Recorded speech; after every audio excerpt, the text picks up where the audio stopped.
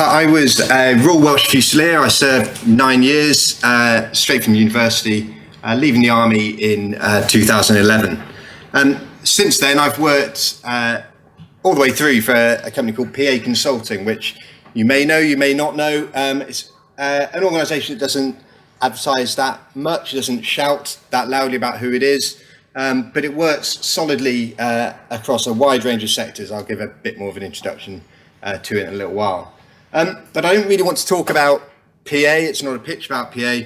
But I want to talk about what we do a bit to lift the lid on consulting, give you a sense about what's it like to be in consulting, what's it like to be someone that's joined somewhere in the middle and then progresses over a period of 6 years, and a few sort of tips on how do you get started, really.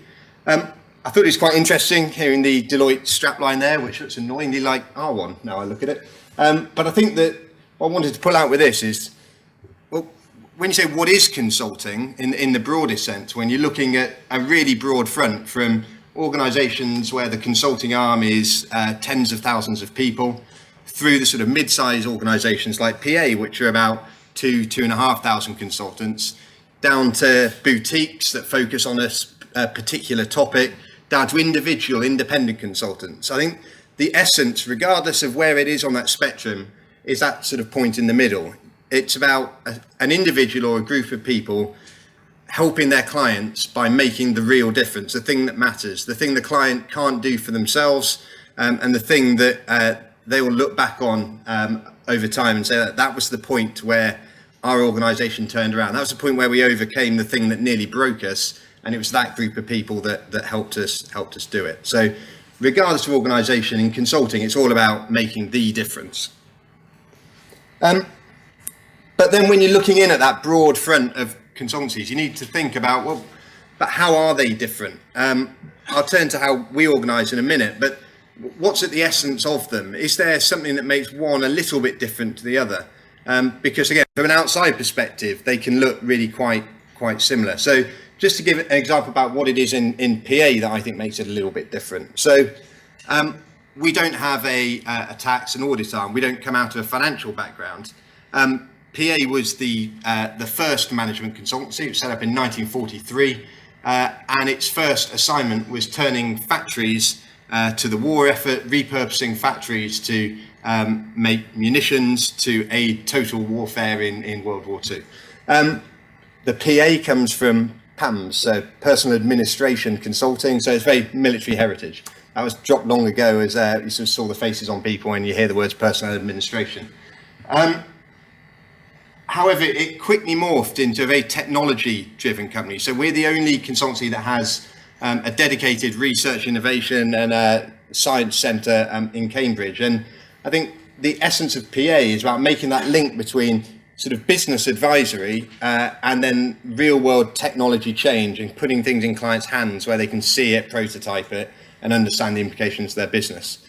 That makes PA different. It doesn't make it better than any other consultancy. It just means if you understand the sorts of things that interest you, go probing around and find which of the consultancies might have a fit that works for you. Again, looking into any sort of consulting, there's probably a common thing you need to think about, which is about how are you perhaps branding yourself? What are your relative strengths in that area as a going in point? Because again, they are really varied organisations, and once you're inside them, you've got the freedom to move around, try new things. It's like being able to have multiple careers without losing the sort of certainty of that paycheck at the end of the month. And I think that there's probably two big angles you could look at. There's what sort of sector do I want to work in, and what am I perhaps good at doing? So almost any consultancy will have a bunch of teams where they care about the deep insight that people can bring to the problems clients have in a particular sector. Unless you've worked in that sector, it's quite hard to claim that you're an expert in that sort of thing, which is why I sort of highlighted defence and security as something you could choose to brand yourself as. I didn't want to do that. I wanted to perhaps work over a range of sectors when I left the forces, so I went down the other axis of the matrix. And that's when you think about what sort of service do I think that I could add some value to. I'm now what PA, we've got a business designer. So I help organisations, often from a blank sheet of paper, work out what do they fundamentally need to be able to do if they're going to succeed, and how do they make the whole thing hang together. I've done that from quite small to startups to a major defence organisation that was announced in SCSR a while ago, and that had to stand up within 10 months. So really interesting, big, complex problems.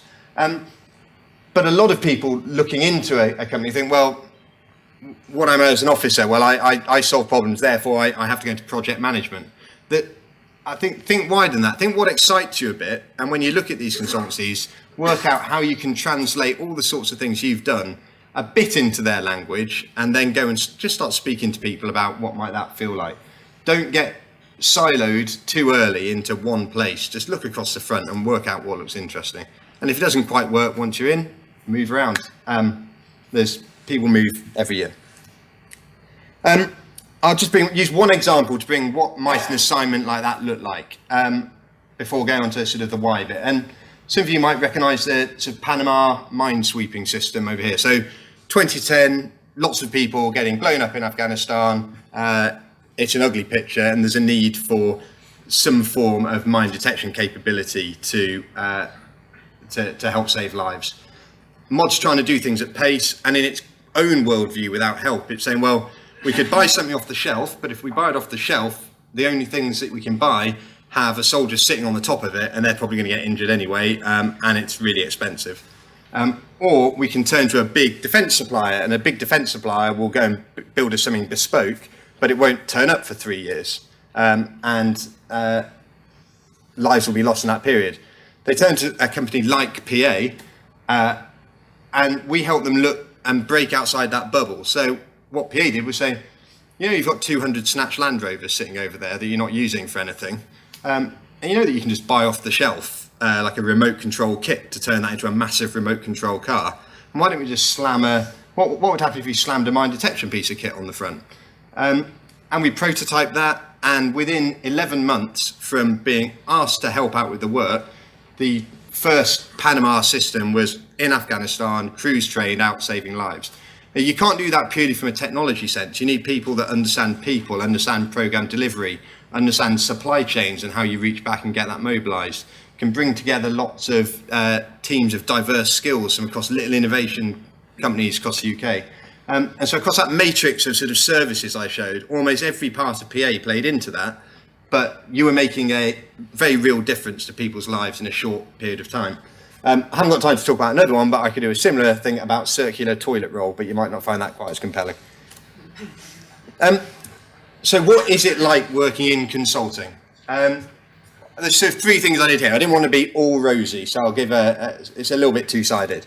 Firstly, I think it's a real privilege to be in consulting. To put it simply, people pay a lot for your time. Your clients are paying your organisation a lot for you to be there solving their problems. So you're going to be working on the things that matter to them, the things that are keeping the CEO or the director up at night. They've taken a leap of faith to trust you with that problem, and for you to be in their place solving it really does feel like quite a lot of responsibility. And that might be something at a national scale, it might be an organisational scale, it might be on a personal scale. It's really important to someone if you're there. It's usually very varied and exciting. So I won't say always, because there's going to be work that's a bit more mundane. But I switch roles, tend to be about every 6 months. I've worked in energy, I've worked in health, mainly specialised now in defence and security. But there's a lot of variety within that. There can be travel within it, but some of it is down to the sort of organisation you pick. And because of that, there's great opportunity to progress. So in 6 years in PA, I've promoted 2 times. It's normally a very clear meritocracy. However, it can sometimes feel uncomfortable, not sleeping out in winter in Brecon uncomfortable, but you're not a permanent employee. You are there, you are rocking up to get the job done. You may be working in a rubbishy little corner office, propping your laptop up on a couple of boxes of paper to just try and get something done. You might be working late nights. It might be uncomfortable because you're there delivering the bad news or making the tough decisions that the client's scared to make for themselves.